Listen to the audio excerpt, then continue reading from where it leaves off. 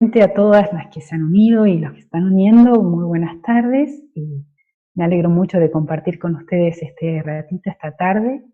El tema que me propusieron es la experiencia mariana del padre Kentenich.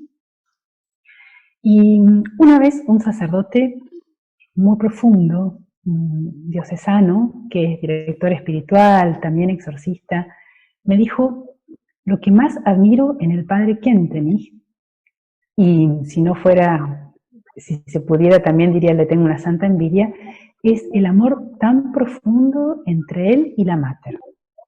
Ese misterio de amor, ¿no? Y no solamente su amor profundo del padre a la Mater, sino entre él y la Mater, los dos. Al tomar como tema la experiencia mariana del padre Kentenich, nos acercamos a un misterio, y es el misterio del amor a Dios de él a través de un amor muy profundo a María, ¿no? Por eso no podemos abarcarlo en su totalidad, y mi propuesta de esta tarde es que juntas miremos un poco como a través de algunas rendijas, ¿no?, en una roca, que nos dejan pasar la luz, de esa luz del mar de amor que hay detrás, ¿no? Y del mar de amor del Padre y María.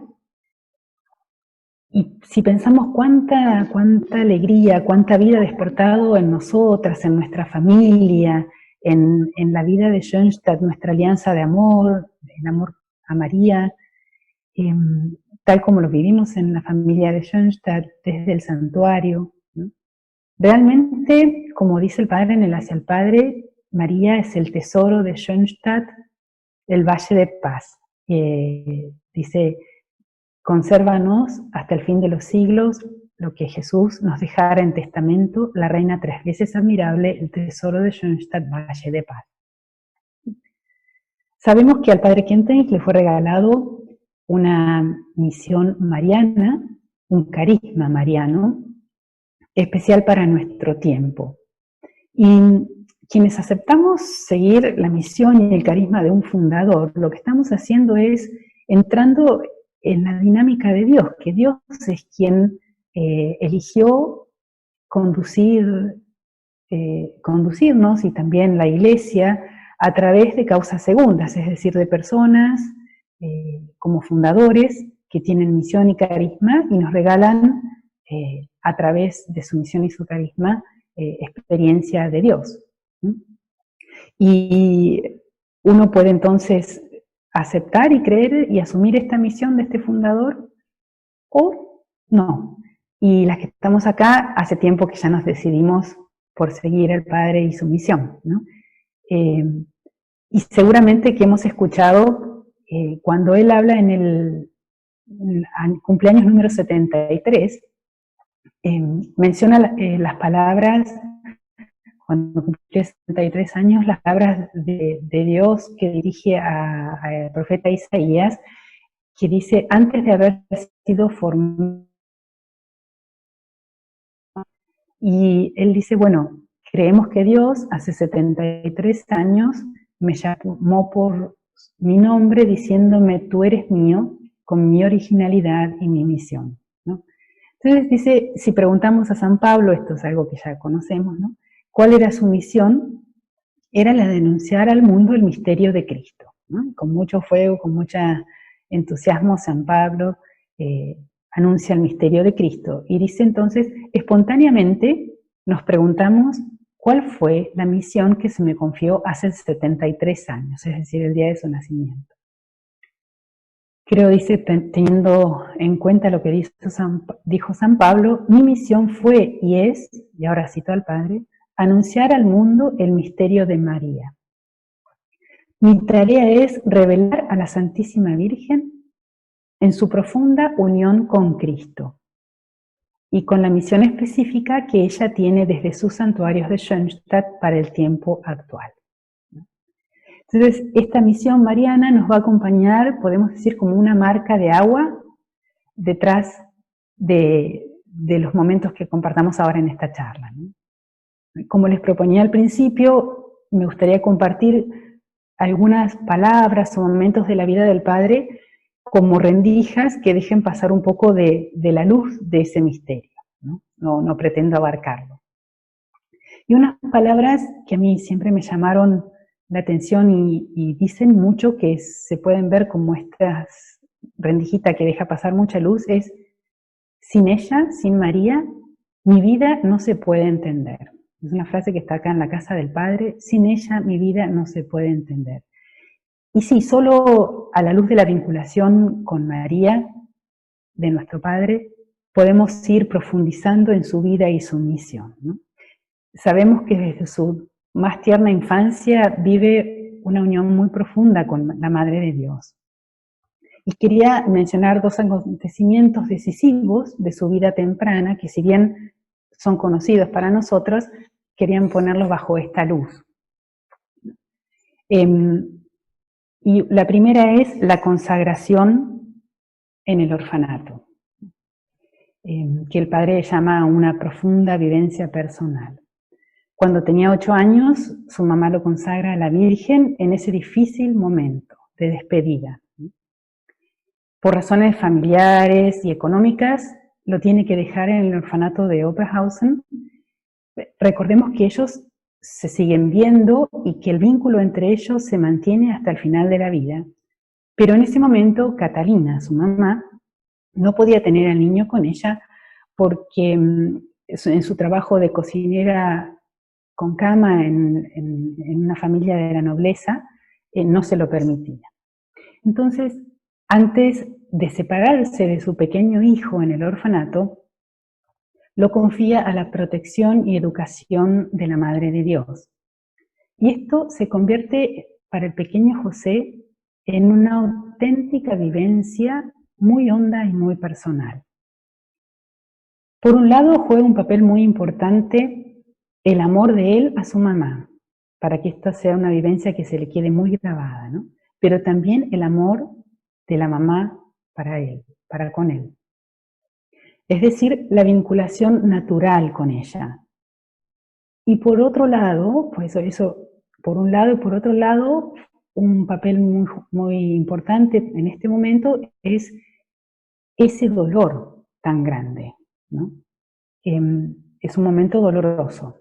Y con 8 años él tuvo que dejar todo lo que hasta ese momento había amado tanto, su hogar, además de su mamá, su prima, su abuelita, amigos, todo lo que le era conocido, para adentrarse a una realidad nueva, que es la del orfanato, ¿no? Por eso es ese mismo dolor tan grande que ayuda a abrir su joven corazón a Dios, y a través de María. Y esto de una manera extraordinaria. El sufrimiento puede abrir nuestros corazones para Dios, y Él puede entrar hasta lo más profundo de nuestra alma y sanarlo. Pero si este sufrimiento lo llevamos como niños, ¿no? Porque si lo llevamos como un adulto en el sentido de ponernos rígidos frente al dolor, rebelarnos, cerrarnos interiormente, no surge tanto este efecto. Y este niño de 8 años ve sufrir a su mamá. Ve también cómo ella confía en la Santísima Virgen, y cómo en su impotencia y en su dolor, lo que hace es entregarle a ella, a María, lo más querido que tenía, que era su hijo. Y esto con una fe sencilla, auténtica. Él participa de corazón entonces en esta consagración que le hace su mamá. Y sabemos cómo a partir de ese momento él va a decir una y otra vez que se consideró hijo e instrumento de María. Y estos son temas que conocemos mucho, pero les quería traerlo en este contexto y mencionar un acontecimiento, invitarlas a recordarlo, o si no lo conocemos, es un episodio del tiempo temprano en el orfanato, ¿no?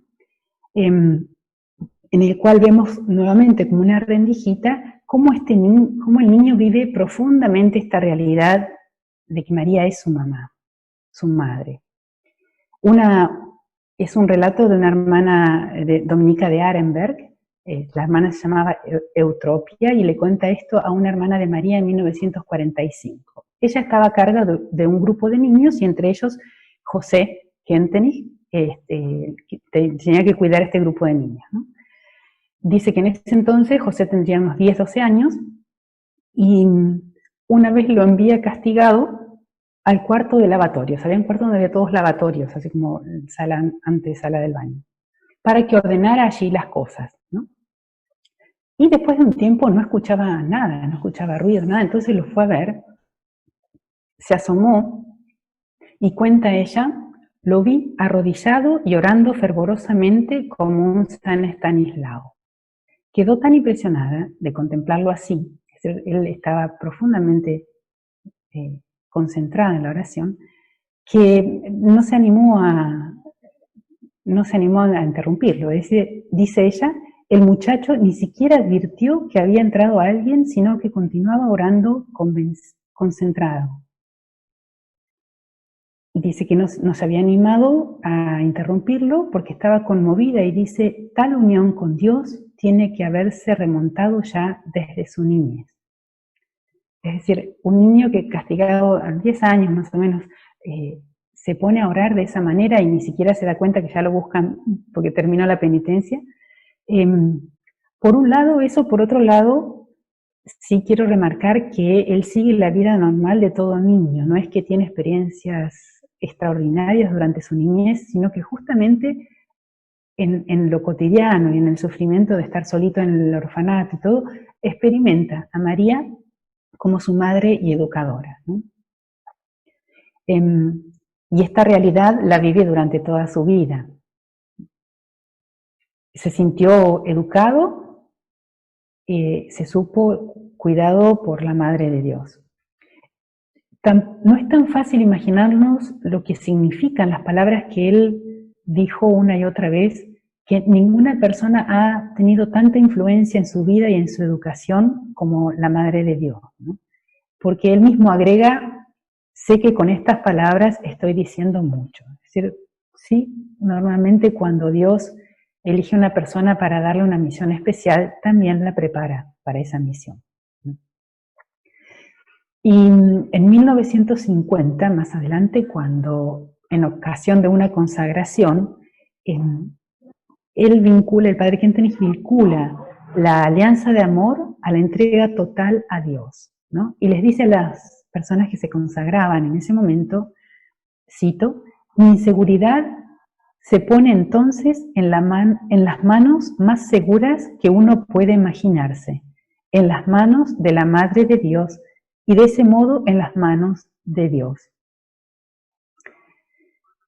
Y esto nos lleva también a ver cómo esta experiencia mariana es una experiencia mariana por ser de María, pero también por ser a la manera de María. Si pensamos, por ejemplo, en el Magnificat, ¿no? Cómo ella expresa su relación con Dios, y él también puede decir, como lo expresa esta oración, miró con misericordia la pequeñez de su servidor, y en esa pequeñez Dios manifestó su grandeza. Por un lado eso, por otro lado, realmente la Santísima, su vivencia de María, de la Santísima Virgen, estuvo siempre indisolublemente ligada a Dios. Y él lo afirma muchas veces, y lo aclara muchas veces. Cito, por ejemplo, cuando dice, en la medida de lo posible, yo quería depender y seguir dependiendo solo de la Santísima Virgen. Y ahora dice, naturalmente, la Santísima Virgen siempre ha de ser vista como símbolo y en unión con Cristo y el Dios Trino. Él lo dijo siempre con mucha claridad. Y entonces fue su maestra de vida. Después hay otro momento fuerte en la vida temprana del padre, que es la crisis de su juventud, ¿no? Y sabemos también de esto, pero lo traigo acá con sus palabras, que el padre mismo dice, soy una de esas personas que durante su vida, en su juventud, ha tenido que luchar mucho.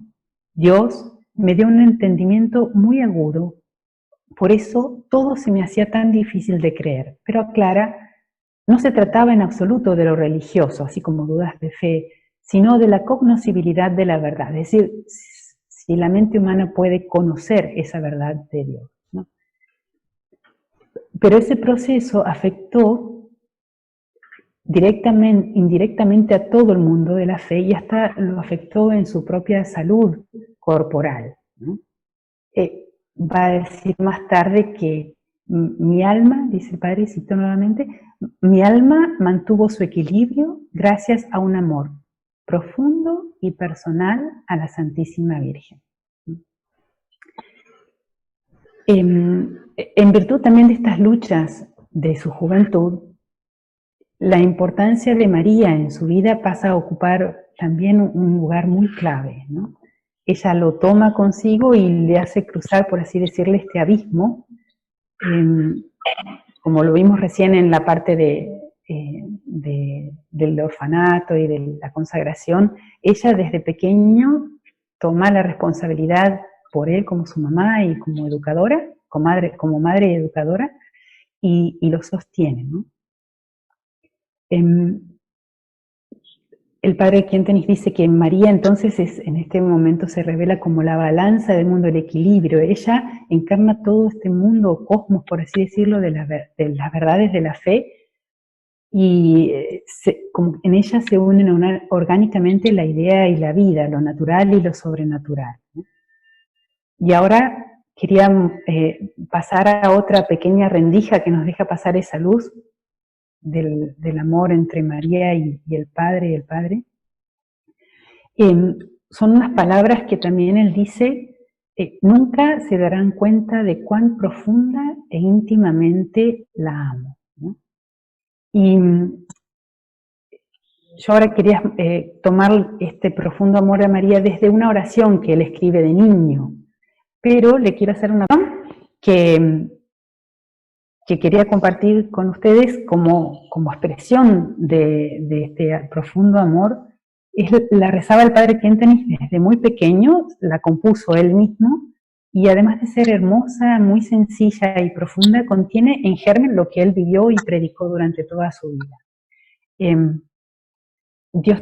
La tenemos en Herencia al Padre, y la primera parte, Dios te salve María por tu pureza, pensamos en la pureza de las bienaventuranzas, ¿no? En las que Jesús dice, felices los puros de corazón porque verán a Dios. Siguiendo los pasos de María y como ella, descubría detrás de todo acontecimiento, persona, de todo lo creado, a Dios. Y esto es la visión que él tuvo del mundo, la fe práctica en la divina providencia, ¿no? La otra parte, conserva puros mi cuerpo y mi alma. El padre veía a la persona como una unidad de cuerpo y alma, por eso toda su pedagogía abarcaba al ser humano en su totalidad, como Dios lo pensó, ¿no? Ábreme ampliamente tu corazón y el de tu Hijo. Esta unión de corazones entre Cristo y María, que él llama biunidad, ¿no es cierto? Y también en esto podemos ver el pedido de que abra el corazón de ella y de él, el anhelo de vivir en ellos. Y la gracia del cobijamiento. Luego, confíame a las personas, ¿no? Dame alma, confíame a las personas. Ese gran espíritu apostólico, esa alma de pastor, y todo lo demás, tómalo para ti. Desde muy temprano nos habla de su entrega total, ¿no? Así que ahí volvemos a la pantalla normal, ¿sí? Sí, está todo, ¿no? Y aquí, digamos, les quería proponer también, dentro de esto, ver, cuando tengan un tiempo así, tomar alguna de las oraciones del Hacia el Padre, ¿no? Que son tan lindas, en las que podemos ver, descubrir, como ir desgranando las pepitas de oro del amor del Padre a María, ¿no? Y cómo Él nos enseña también ese amor a María. Veíamos como estas rendijas, aperturas en esta roca que nos deja pasar un poquito de luz. Creo que va a tener que...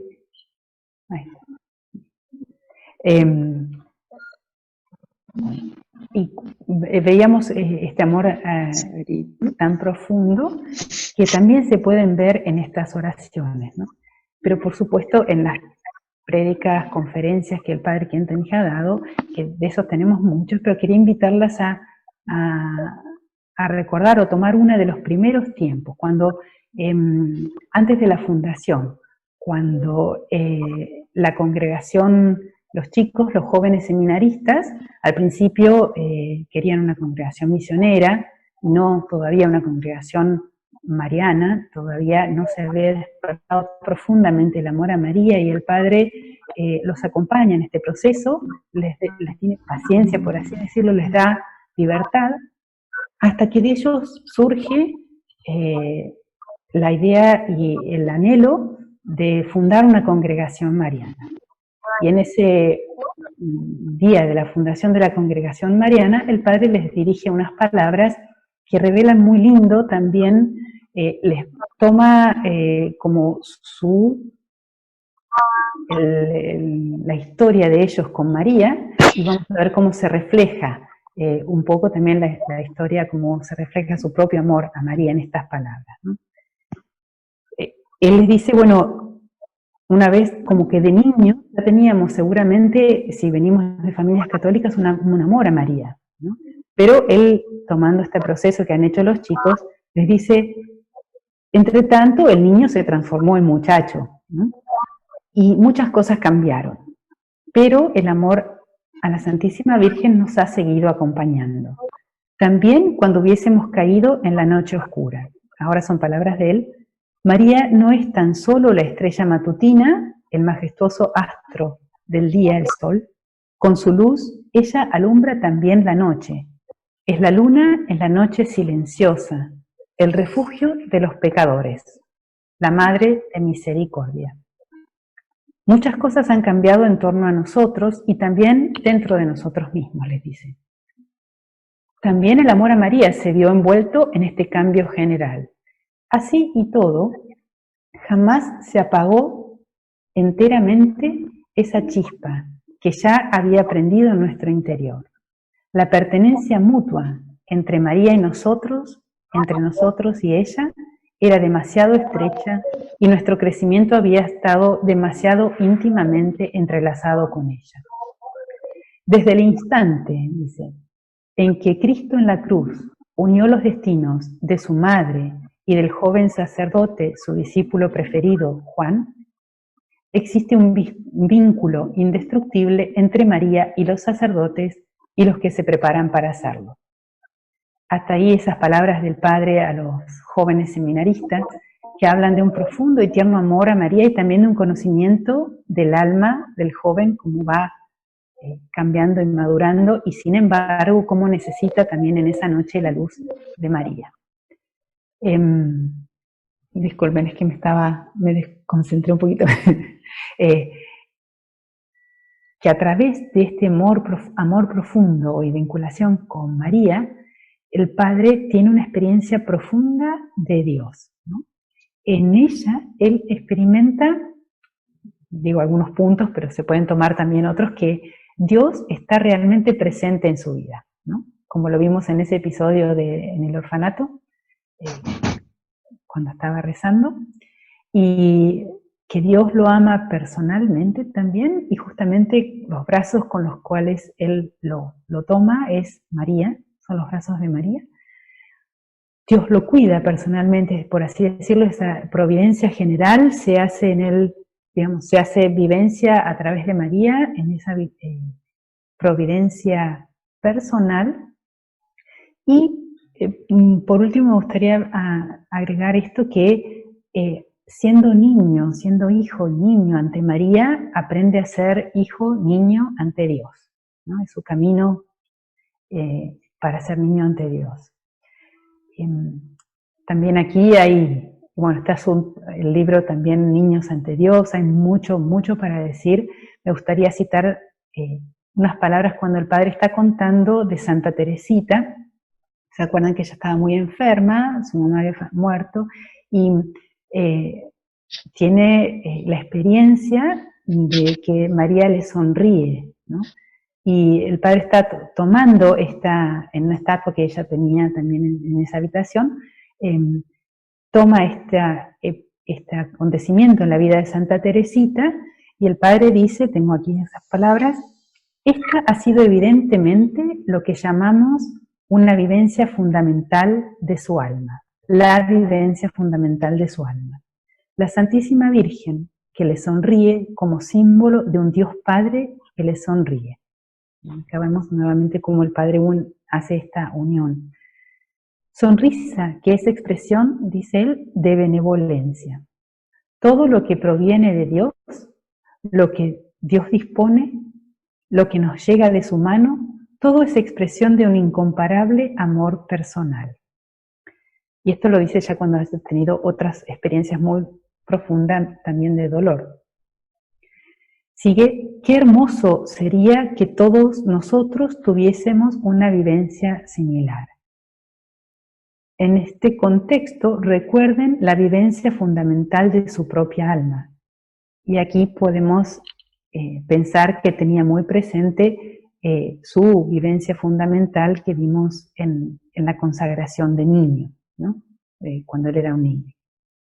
Continúa: he aquí un carisma que la Santísima Virgen procura transmitirnos en sus santuarios. ¿Qué carisma? El amor paternal infinitamente misericordioso, un Dios Padre infinitamente amoroso.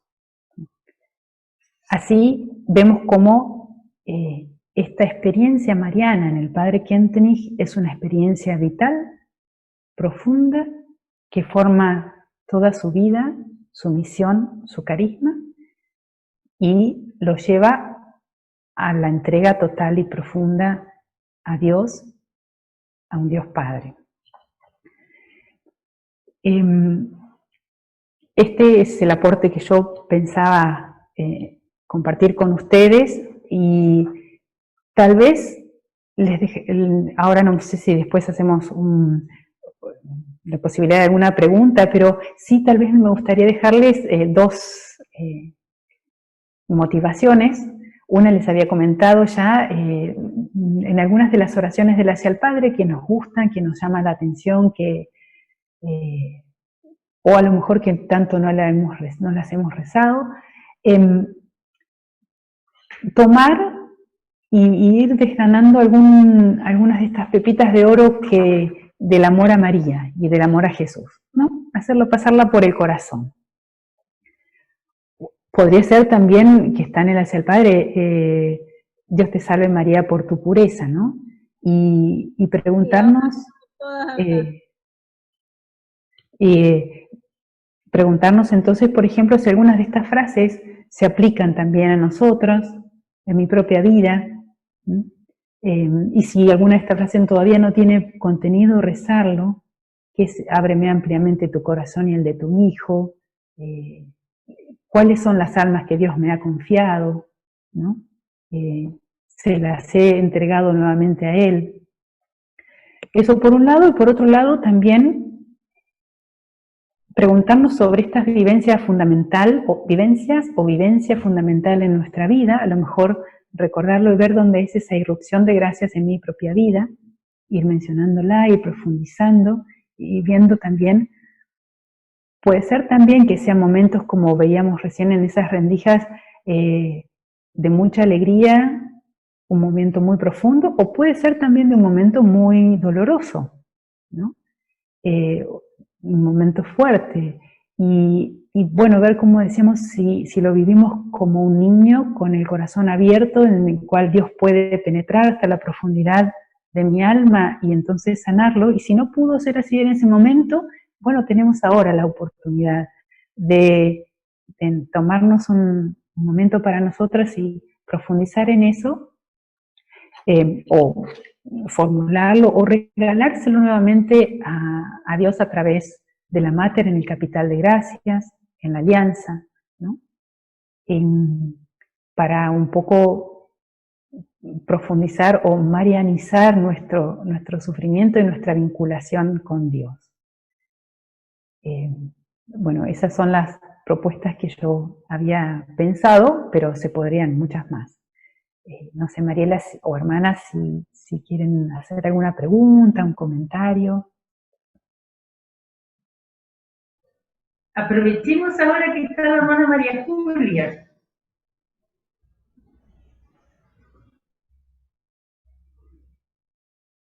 No me enojo si me preguntan, no se preocupen. Hermana María Julia, ¿cómo Sí. estás? Gabriela Musolino de Mendoza. Mis papis te mandan muchos cariños. Muchas gracias, sí me acuerdo, estuvimos juntos en Schoenstatt. Muchos saludos. Sí, seguro. Y tu experiencia mariana, ¿qué nos podrías contar a lo mejor desde lo que aprendiste del Padre, un poco desde la vinculación con el santuario? ¿Cuál ha sido a lo mejor tu propia experiencia de María, ¿no? ¿Cómo, o sea, qué significa María para vos, o en qué escena bíblica o en qué oración del Padre José te sentís más identificada? Bueno, mi experiencia grande de María fue, y un momento muy, muy fuerte, fue mi alianza de amor en la juventud, ¿no? Y también en este sentido, como decíamos, que esta experiencia mariana también, mariana en el sentido de la manera de ser interpretada como magnífica, es decir, así como la Mater y como el Padre, también puedo decir, bueno, miró la pequeñez de su servidor, de su servidora, y en ella hizo grandes cosas. A mí me costó mucho llegar a decidirme por la alianza, porque yo pensé, no, yo tengo que ser buena, tengo que ser más piadosa, tengo que, como para hacer una alianza con María. Y cuando comprendí, ahí fue cuando se me hizo una luz que Dios, a través de María, no elige a los mejores, sino que elige a los que Él quiere y nos capacita para esta alianza. Y que, digamos, en ella y con ella puedo comenzar un camino, ¿no? Entonces ahí fue ese descubrir, no es que tengo que merecerme el amor a María, sino que ella como madre me acoge, me educa y me lleva, ¿no? Esa fue una experiencia muy grande que la pude hacer en Schoenstatt. Otras espiritualidades eso no me lo daban. Así que, Gracias, hermano. De nada. Hermana María Julia, dada tu experiencia con tanta gente, por ejemplo, tu trabajo de tanto tiempo en Schoenstatt, ¿recordás algunas vivencias que hayas tenido con peregrinos de otros países que llegaron, por ejemplo, al santuario original? La vivencia, la experiencia mariana del Padre está esencialmente vinculada al santuario, ¿no es cierto? Si bien su vivencia más honda o sus primeras vivencias son ya desde niño, pero ¿recordás alguna situación en el contacto con la gente que nos podrías comentar?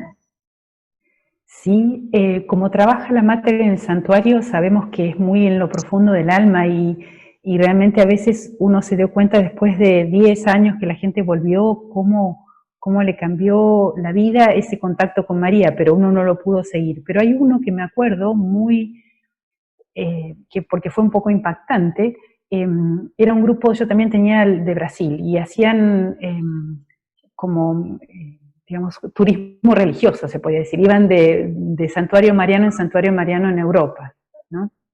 Por un lado, era el hecho de cuando llegaban después de haber ido a Fátima, Lourdes, Medjugorje, y yo les decía que María nunca se apareció.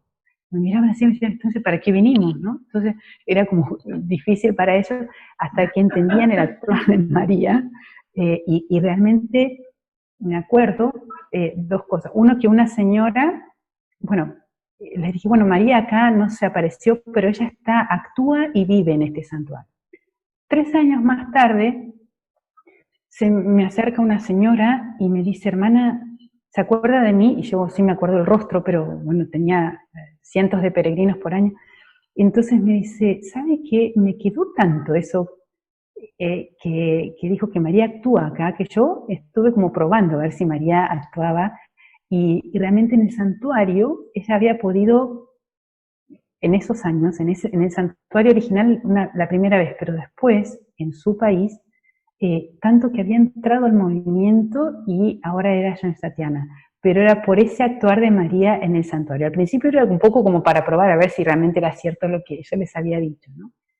Y realmente ella lo experimentó así muy fuerte, y en otra peregrinación había estas guías que acompañan al grupo, ¿no?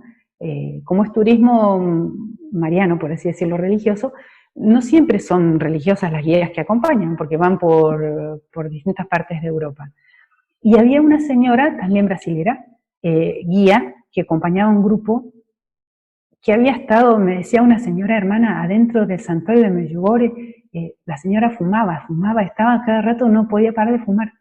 Y desde que llegó a Schoenstatt, el santuario de Schoenstatt, me dijo, hace un día entero que no la veo fumar. Entonces le pregunté, no me acuerdo cómo se llamaba la señora, y le dice, supóngase, Miriam, ¿por qué no fumaste más o no te vi yo fumar? Porque se ve que era muy... Y me dice, ¿sabes qué me pasó? Pues, la señora, imagínense que fumaba dentro de la iglesia, no tenía idea. Me dice, entré a esta capillita y no necesité más fumar, porque me acogió una madre. No sé qué me pasó. No sé cómo habrá seguido, pero fueron como momentos así muy, muy importantes en la...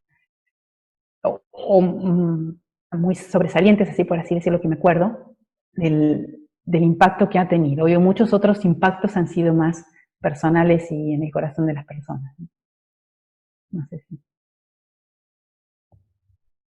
Gracias, Muchísimas hermana. gracias.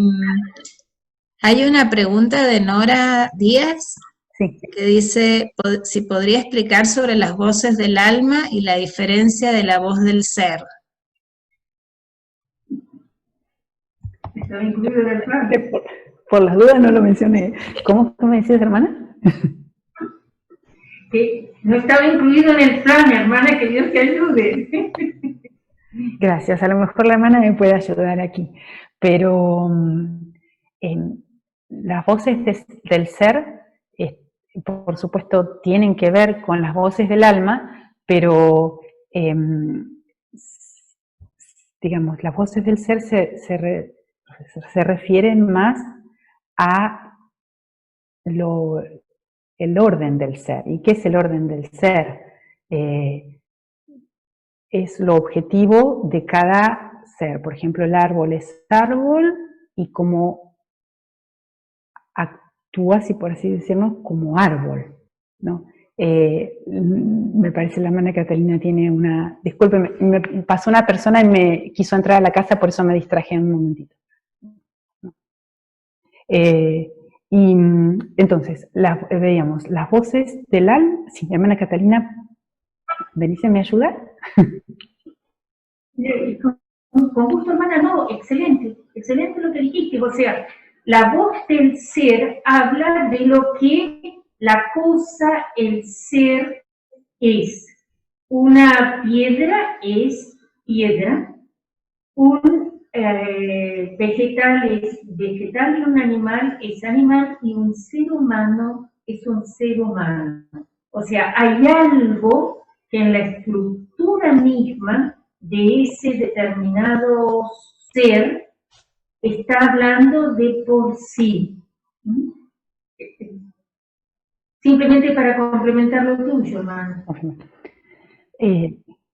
Gracias. Y dentro de eso, por supuesto, las voces del alma tienen que ver también con la estructura en sí y también el orden del ser de la persona que es el alma, ¿no? Ahora, en cada persona, las voces del alma pueden diferir en algo, objetivamente, en el fondo, por supuesto, el alma es, en su esencia, alma para todos, pero toma como distintas características, ¿no? Y las voces del alma en mí, por ejemplo, a ver, voy a poner un ejemplo, no sé si está tan claro. no, iba a decir, se pueden expresar, iba a ser, no, pero el ejemplo del 20 de enero, que el padre podría, la decisión del 20 de enero, ¿no? Podría haber fijado las voces de la historia, las voces de Dios en la historia, las voces del ser. En realidad, él como ciudadano alemán estaba preso sin realmente tener un cargo, ¿no?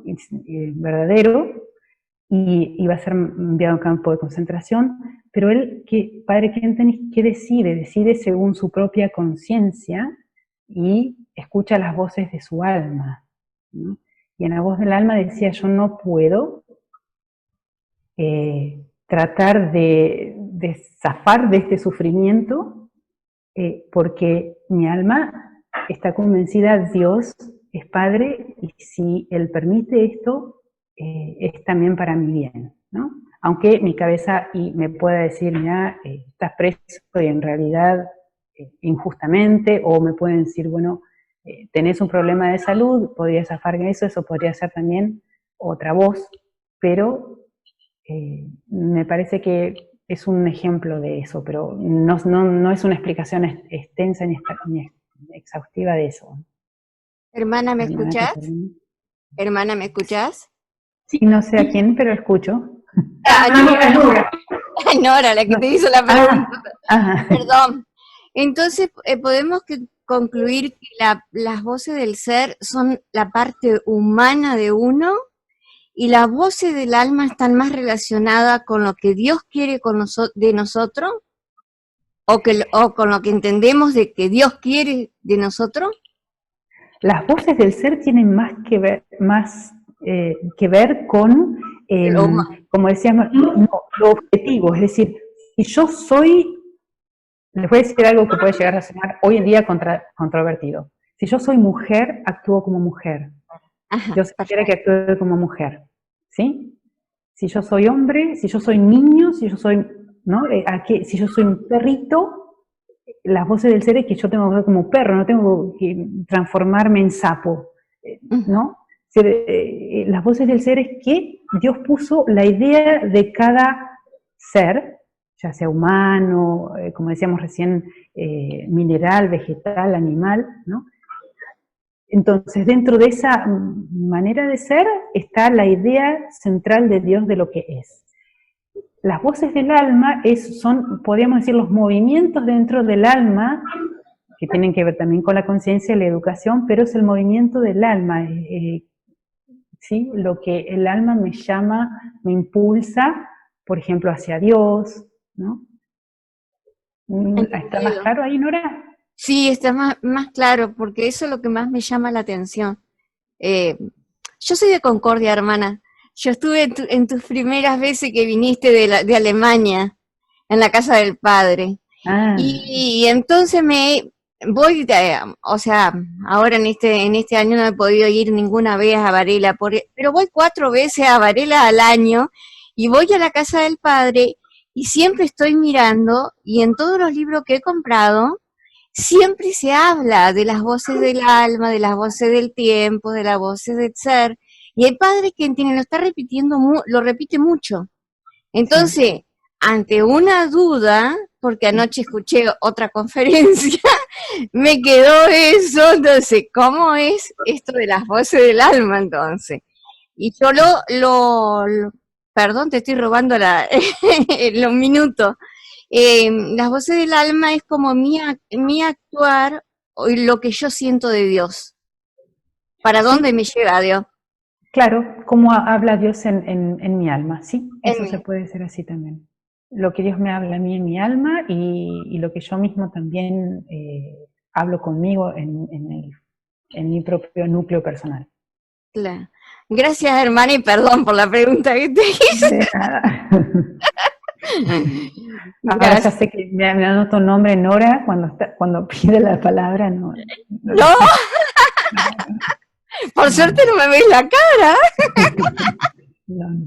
Y a ver, ¿hay alguna otra que quiera hacer alguna pregunta o comentario?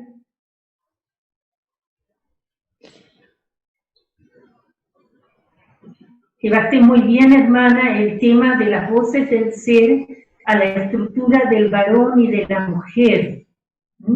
O sea, se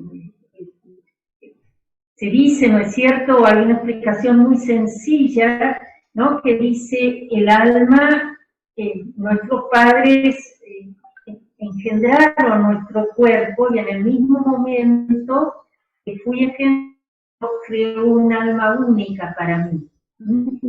Esta alma que viene de Dios es asexuada, se vuelve alma femenina o alma masculina en la medida que informa un cuerpo de hombre o de mujer. Entonces, el orden del ser, que uno podría tomarlo como lo más estático, lo más permanente, ¿no es cierto?, se va a manifestar en mis inquietudes. Y el orden estático, mi cuerpo, por ejemplo, determina ciertas tendencias de nuestra manera de ser que hoy son cuestionadas totalmente, pero que sin embargo corresponden al orden del ser, a lo que Dios creó. Y también va a diferenciar, son todas las que estamos acá, creo, me parece haber visto uno u otro esposo por ahí, pero todas las que estamos acá somos mujeres. Y hay una voz del alma que es común a todas nosotras, la tendencia al trato personal, la tendencia a la entrega, la tendencia al servicio, aunque a veces nos cueste reconocerlo, pero nosotras somos felices ayudando a otros. Todos estos son voces del alma. Y a su vez, cada una de nosotras tiene su individualidad. Por ejemplo, por ese motivo estudiamos los temperamentos en Schoenstatt, ¿verdad? La voz del alma, una expresión de la voz del alma es mi ideal personal. Otra voz del alma es cuando juntas con otras mamás sacamos un nombre de grupo o nosotras sacamos un ideal de curso. Y por eso es tan importante, y a eso hay que agregarle, hermana, que Tenora no lo mencionó, pero que para el padre fundador, cuando él habla de las voces del tiempo, él va a decir es todo lo que está sucediendo afuera, no tanto lo que sucede dentro de la iglesia, sino lo que nosotros encontramos como tendencias afuera. Y esas voces de afuera son las que a través de ellas, muchas veces también incluso en deformaciones de las tendencias, digamos, la teoría del género, la disolución de la familia, Dios con esa voz del tiempo me está marcando, a nosotros nos está marcando una tarea. No podía dejar de comentarlo, hermano, y de aportar a tu comentario. Muchas gracias. Hermoso. Muchas gracias. Quizás no soy la única. A ver. Nancy. No, acá tienen varias preguntas. Andrea pregunta algo, Mariela. Nancy era que estaba hablando, me parece. Yo sí. Buenas tardes, hermana. Yo soy Nancy, soy de Tucumán.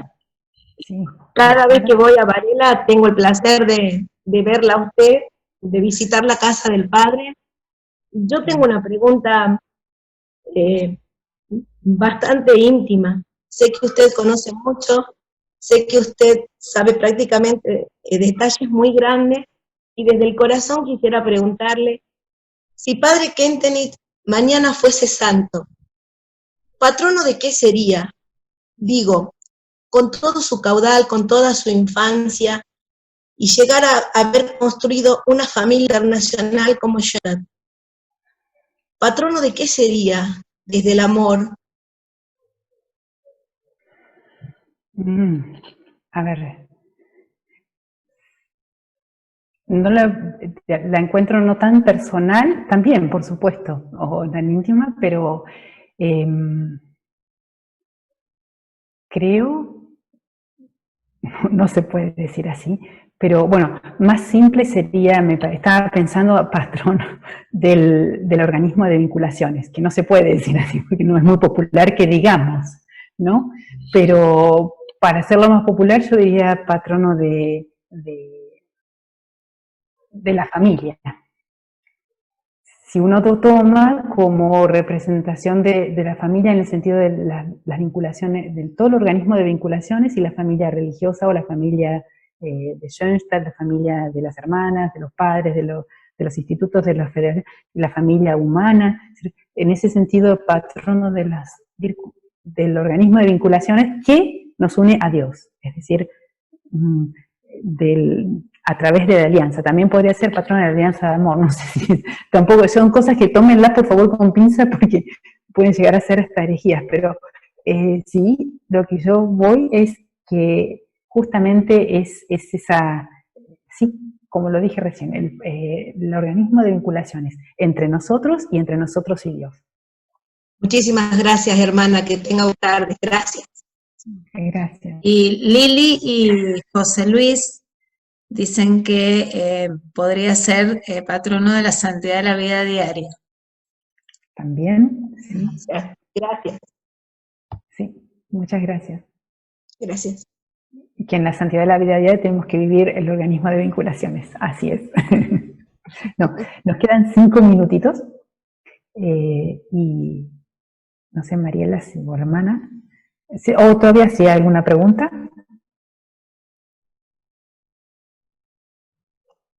Tienes una pregunta, hermana, de Andrea La Roca, que dice cuando nosotros decimos Mariano, ¿se refiere a María? En general, sí. Mariano es una manera también de decir que es así como uno es schoenstattiano, según el ideal de Schoenstatt, uno es mariano según el ideal de María. Yo le había puesto un sí, pero no sé si tiene otra dimensión la pregunta que yo no veo así a simple vista.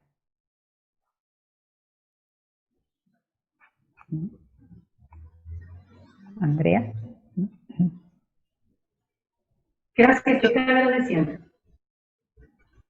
Sí, creo que Andrea contestó, muchas gracias, así que me parece que lo entendió. Yo un comentario, pero sé que capaz que no hay mucho tiempo. Hermana, usted habló muy lindo de la íntima relación del padre Kentenich con María, y esa experiencia mariana lo llevaba realmente a encontrarse con Dios Padre, ¿no? Con Dios personal. ¿Cómo también nosotros podemos hacer el caminito de decir, nuestro vínculo al padre Kentenich también nos puede ayudar a tener esa íntima relación que él tenía con María, ¿no? Para que él nos pueda regalar su experiencia mariana, ¿no? Cómo también a través de nuestro vínculo con nuestro fundador podemos tener esa gracia o ese regalo que él tuvo. Que nos comente un poquito algo de eso. Así es. Realmente, personalmente también a veces cuando uno llega a rezar al santuario, hay momentos en los que uno está en la mater y otros momentos que uno no está tan así entusiasmado tal vez. Y por ejemplo, eso es uno de los momentos en los que le digo a la mater, el Padre te amó tan profundo y amarte y abrir mi corazón como Él lo haría en este momento. ¿Sí? Entonces ya con eso me siento que la mater está siendo tan amada como como a mí me gustaría hacerlo, que es como lo hizo el Padre, ¿no? A veces hay que hacerlo así de simple, otras veces hay que empeñarse un poquito más y ver, bueno, ese amor a María, al Padre le costó la cruz y seguir la voluntad de Dios como ella. Entonces también hay otros momentos en los que uno dice, bueno, ayúdame a llevar la cruz con esa misma alegría y disposición que tenía el Padre, ¿no? Pero así, hacerlo muy simple, eso nos ayuda a nosotros y le ayuda también a Dios, como cuando un niño le dice, mira, no puedo mamá ayudarme, ¿no? O no puedo papá ayudarme. No es muy teológico lo que le dije, pero sí es muy sencillo y muy... Buenísimo, gracias. Hermana Julia, soy Guadalupe de Juan. Y bueno, antes que se acabe el tiempo, queremos agradecerles a las madres, estamos reunidas ahora, hemos podido tener la bendición de escucharlas, Le agradecemos de todo corazón sus palabras, reflexiones. Las grandes ollas, un muchacho que vino con su novia, su familia y la familia de su novia, ¿no? Y vino en realidad porque la casa era nueva y quería saber bien qué era, pero también quería conocer un poco más del fundador.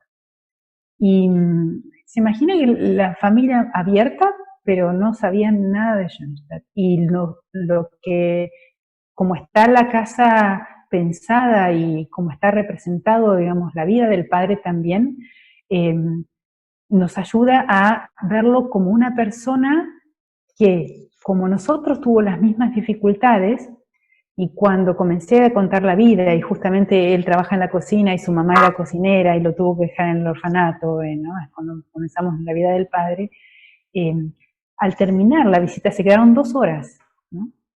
Tuve que explicar un poco más que otras personas porque no sabían la historia de Schoenstatt. Cuando se fueron, la mamá de él retrocedió y me dijo: hermana, la historia de este padre fue muy importante para la historia de nuestras vidas. ¿No? Una persona que no, ya les digo, no conocían Schoenstatt. Eso, por ejemplo, es una experiencia que me impresionó por ese mismo hecho. También hubo por ejemplo, experiencia también de jóvenes. Una que tal vez no es tan profunda, pero es graciosa, es que vino un grupo también de un colegio, de por acá cerca, no voy a decir qué colegio, de 3er año, ¿no? Y yo dije, 3er año en la casa del padre, varones y chicas de 15 a 16 años, y en esos días hablé con mi hermana, que uno de los, digamos, mi sobrino estaba en esa clase, y le digo, decime, digo, ¿qué les interesa a los chicos de 15 años, no? Y mi hermana me dice, nada, nada. Bueno, entonces dije, ahora para comenzar la casa del padre, y entraban en la casa, y estuvimos viendo algunas partes de la vida del padre, como está también presentada aquí, y los chicos empezaron a abrirse, sobre todo cómo el padre, a las dificultades de la vida, cómo le fue respondiendo con valentía y con amor, con sus palabras, digamos, ¿no? Y después, por ejemplo, les comenté que estaba mi sobrino entre ellos. Cuando entraron todos los chicos juntos, con los amigos de mi sobrino, yo cuando voy de vacaciones lo conozco, nadie me conocía, no por las dudas. Pero después cuando se fueron todos, me saludaban todos, qué linda la casa del padre, la vida del padre. Es decir, lo que les llegó a ellos fue una persona que, frente a las dificultades, las sufrió, pero las llevó con amor y valentía. Y también están vivencias un poco más schoenstattianas, por así decirlo, muy profundas, de personas que desde la casa del padre han experimentado profundamente también esto, de cómo el padre era profundamente humano, pero a la vez con una misión tan grande y un carisma tan grande, ¿no? Porque profundamente humano en el sentido de que, por ejemplo, cuando comenzamos a decirle acá que desde el 47, 48 empiezan a buscar terrenos y falla y esto no lo logra, y el padre se va y les dice a las hermanas, antes de irse había dicho, no me voy de la Argentina sin que las hermanas tengan un terreno, se tiene que ir de la Argentina porque no se consigue el terreno para un santuario, ¿no? Y que es limitado como nosotros humanamente, no podía hacer, dinero de donde no había, no podía oportunidad, pero se iba de la Argentina y dijo, bueno, ahora empieza una marcha triunfal, ¿no? Entonces, a la gente le llegó mucho, muchas de esas personas que han visitado la casa, ver justamente eso, cómo el padre tenía las mismas dificultades que nosotros, pero vivía desde la alianza de amor y la fe práctica en la divina providencia. Hubo como, por así decirlo, pequeñas conversiones en ese sentido. No sé si se entendió, pero... Muchísimas gracias, hermana. Nos has hablado de experiencias con niños, experiencias de una familia con problemas, ¿verdad? Entiendo que las 2 experiencias de Schoenstatt fueron mujeres, ¿verdad? Sí, también que mencionaste, me parece que... Sí. Y bueno, un grupo de la juventud masculina de Paraná vinieron también y realmente después, ahora en las últimas semanas tuvimos talleres del Padre porque se fueron con tantas ganas de profundizar más en la vida del Padre que este año hicimos por Zoom un taller de la vida del Padre y ellos dijeron, bueno, las cosas que tenían dudas o preguntas se hicieron para nosotros desafíos y ganas de vincularme más al Padre. Isa, no me veo. No sé si es que hay que mover algo. También es una, digamos, una experiencia, pero de la juventud masculina. Hermana. Yo, si ustedes no preguntan, yo sigo preguntando nomás, ¿eh? No, por favor, pregunten ustedes que son más fáciles. No, mentira. Sí, la mía no. Mónica se conecta. ¿Mónica?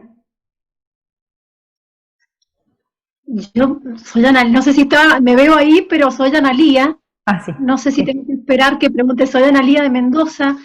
Y tengo una duda cuando usted hablaba de la crisis de la juventud del padre. Dijo que había tenido que luchar mucho y que Dios le dio un entendimiento muy agudo. ¿Ese entendimiento era de lo sobrenatural o de un conocimiento más profundo del hombre? ¿Y por qué sufrió? O sea, ¿cuál era el motivo del sufrimiento? ¿Eso lo alejaba de la adolescencia? O sea, de la humanidad. A ver, el entendimiento muy agudo, él buscaba siempre la verdad, ¿no? Entonces, realmente era, primero, dos cosas, ¿no? Un entendimiento muy agudo porque en la parte intelectual él estaba orientado muy metafísicamente hacia lo último, los principios, por otro lado, muy en la búsqueda de la verdad, ¿no? Pero ya a un nivel que llega a decir que casi es una obsesión, ¿no? De buscar verdaderamente la verdad. ¿Cuál es la verdad última, la objetiva, el principio que está detrás? Y el sufrimiento, bueno, se lo resumo, pero en realidad tiene varias facetas, pero el sufrimiento más grande fue experimentar en él lo que después va a llamar como esa disociación entre idea y vida, ¿no?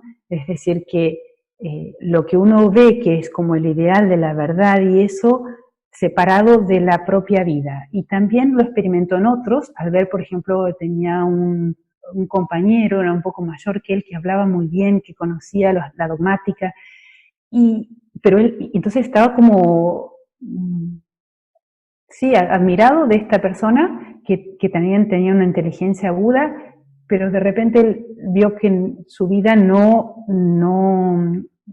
vivía esas cosas. No lo vivía, a la disociación.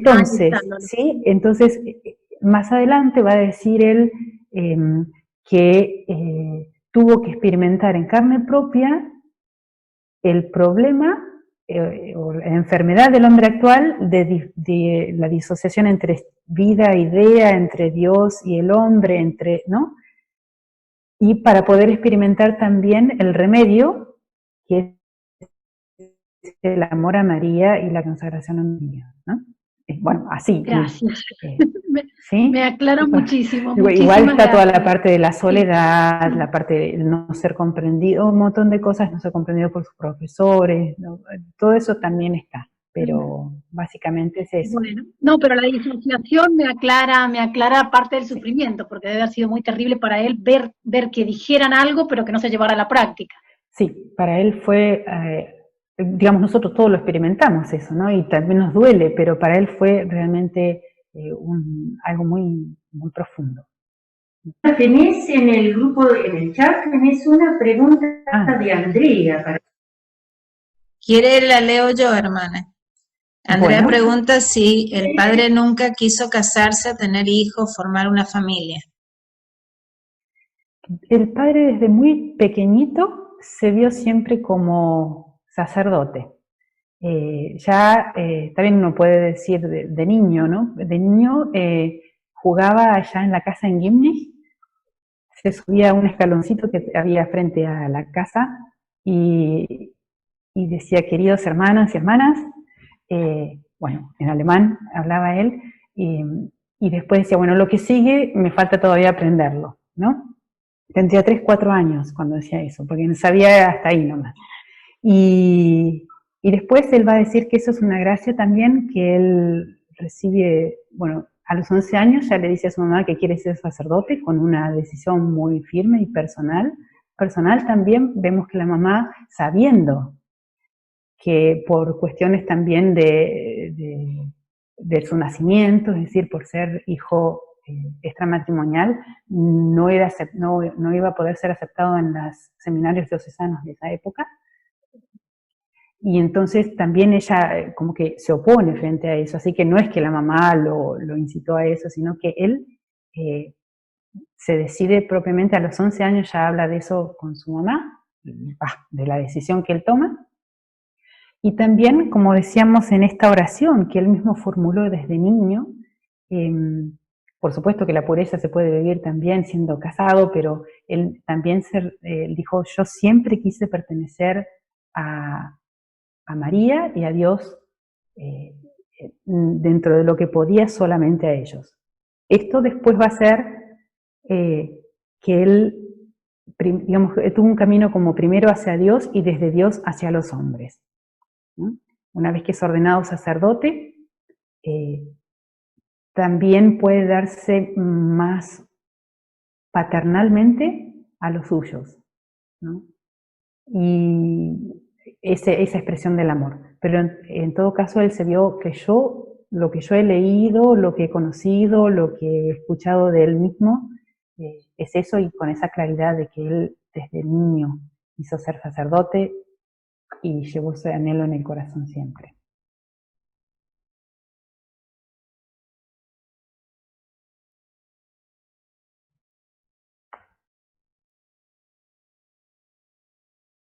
¿Hay otra pregunta? No, hermana, muchísimas gracias por lo que nos has regalado. No te expongo, me quedarían varias preguntas. ¿En qué sentido? Más que preguntas, ¿sabes qué? El hecho, por ejemplo, te lo comenté recién, tú dijiste experiencias de María con distintas personas, ¿no? De los dos sexos, de edades también. ¿No nos querés contar o tenés o recordás alguna experiencia, digamos, con sacerdotes, ya sea aquí en la casa del Padre o en Schoenstatt?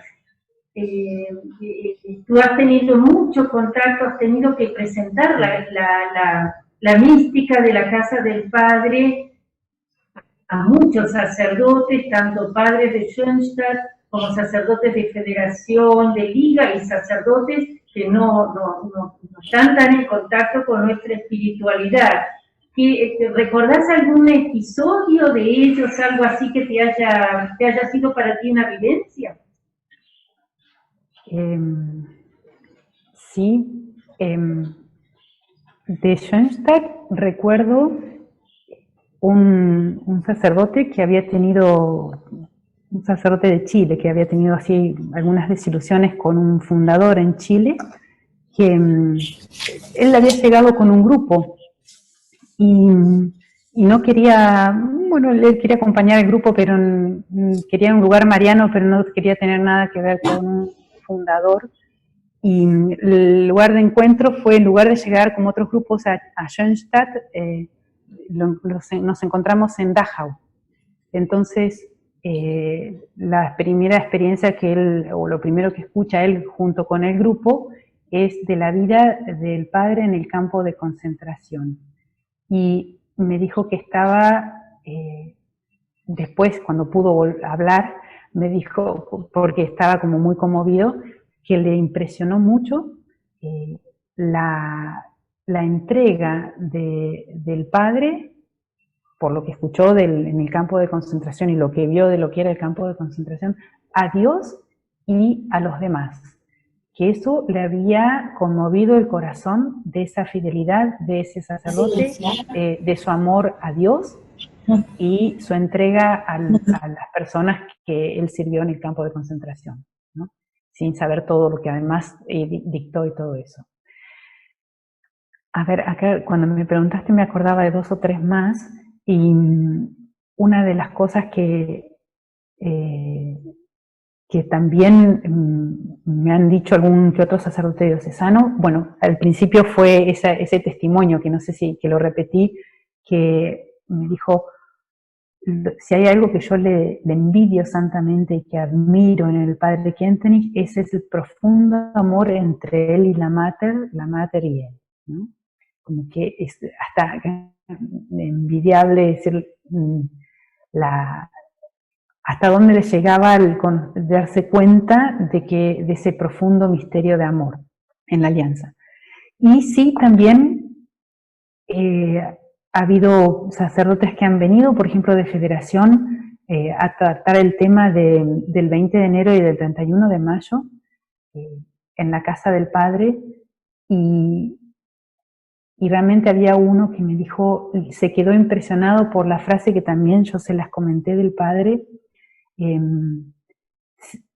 nunca se darán cuenta con cuánta intimidad yo la amo. Y como se quedó impresionado porque me mira y me dice, María para el Padre era una persona. A ver, lo que quiso decir es que su amor personal a María era verdaderamente personal, es decir, con cuánta intimidad yo la amo. No, yo no amo una imagen o una idea con intimidad, ¿no? Eso es lo que me viene ahora. Después hay muchos testimonios, digamos, profundos de lo que fue el Jardín de María, pero eso es en otra dimensión. Hermana, le comparto Sí. otra pregunta. Celeste dice, hermana, cuando decimos madre 3 veces admirable de Schoenstatt, ¿es por la experiencia personal del padre al santuario y así surge esa frase? La frase, el título de Madre 3 veces admirable, surge ya con los estudiantes y con el paralelo Ingolstadt-Schoenstatt, ¿no?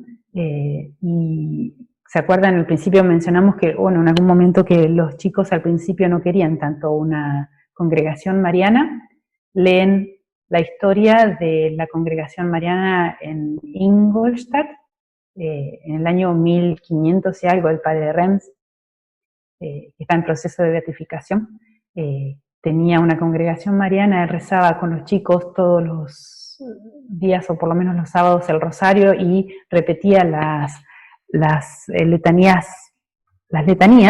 y él siempre se preguntaba, casi me quedo sin batería por eso, se preguntaba cuáles de las letanías le gustaría más a María, ¿no?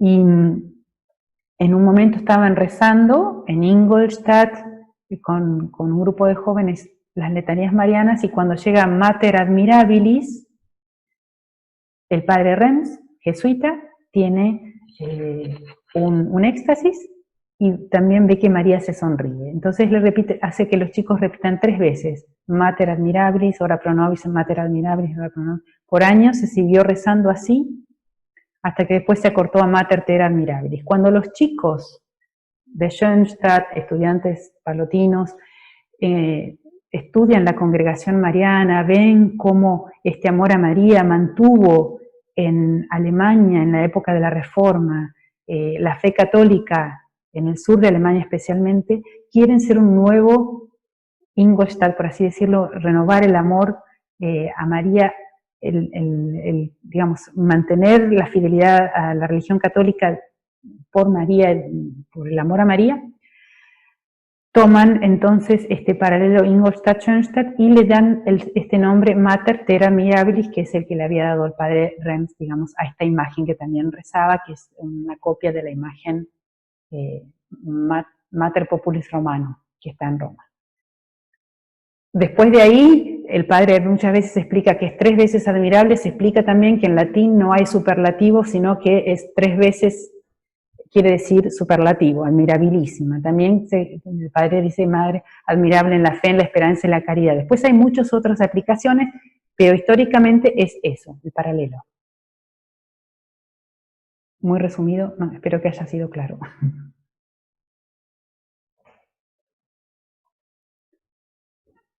¿En el chat hay otro más? No. Bien.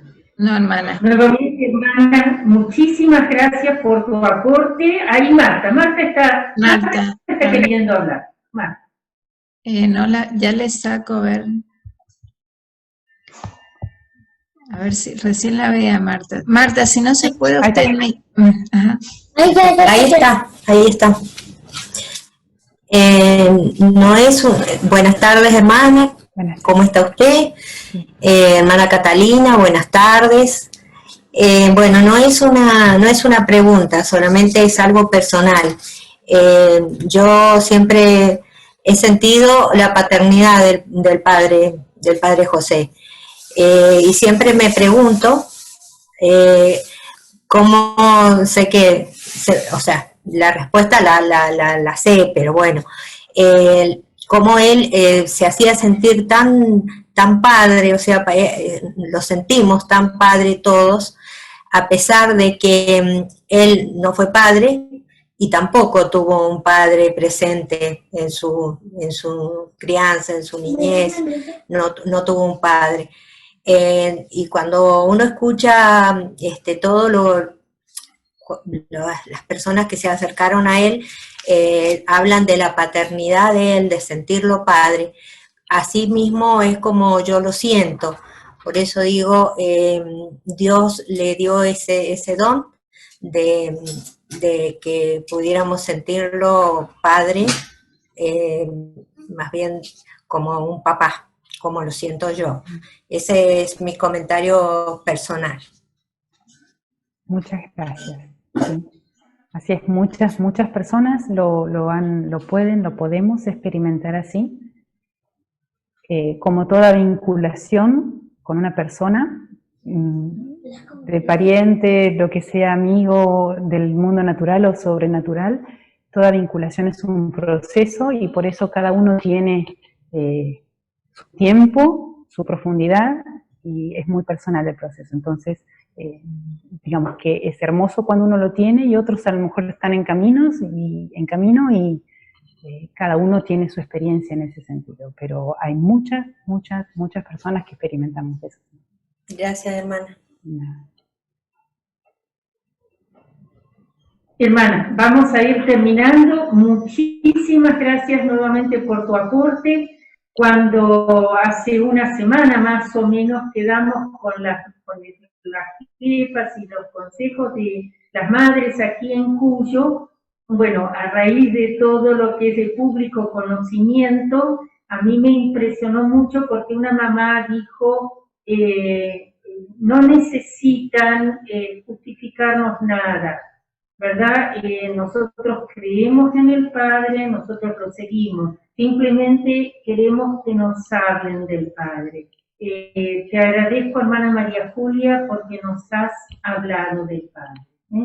También para mí ha sido una experiencia el escuchar lo que nos has dicho y bueno, reitero, muchísimas gracias y es muy hermoso y emociona pensar que todas las que hemos estado conectadas en toda la charla o en parte de tu charla, todas creo que estamos en camino de volvernos hijas ante un santo hoy ya, que si yo tuviera que nombrarlo patrono, comparto contigo, la denominación quizás diría que es el patrono del camino natural hacia Dios. El Padre quiere y busca y recibió esa misión de ubicar la importancia de lo natural como medio, expresión y seguro de lo sobrenatural. Así que, hermana María Julia, aunque seas de mi gremio, te agradezco, me acercaste al Padre. Muchísimas gracias. Y ese camino que tenés detrás tuyo nos habla también de que Él es un camino hacia Dios. Te pediría si en un par de palabritas, teniendo en cuenta que tenés a mamá delante tuyo, si en un par de palabritas simplemente imagínate que en este momento el Padre te pide permiso a ti para decirnos algo a nosotros. ¿Será que puedes escucharlo? ¿Cómo? Sí. A ver si el Padre les quiere decir algo a ustedes. Bueno, Padre, toma entonces mi voz y lo primero que me sale es que realmente el Padre les agradece mucho su fidelidad. Yo les voy diciendo lo que me viene así, su fidelidad como mamás, su entrega como mamás, como mujeres, como esposas, y que también está orgulloso de ustedes, del camino que han hecho y de su apertura como actual para poder seguir de la mano de la Mater y de su mano hacia el ideal que Dios tiene de cada una. Y que no tengan duda de que la Mater es fiel, que las toma de la mano y las lleva también por noches oscuras, pero sí las va a tener siempre de su mano. Yo creo que el Padre las volvería a tomar de la mano de la Mater, a darles la mano de la Mater y decirle quédense firme con ella, y él también va a estar junto con ustedes. Muchísimas gracias, hermana. Gracias a todas. Lo tomamos como palabra del Padre que nos dirige a través de tuyo. Muchísimas gracias. Y en ese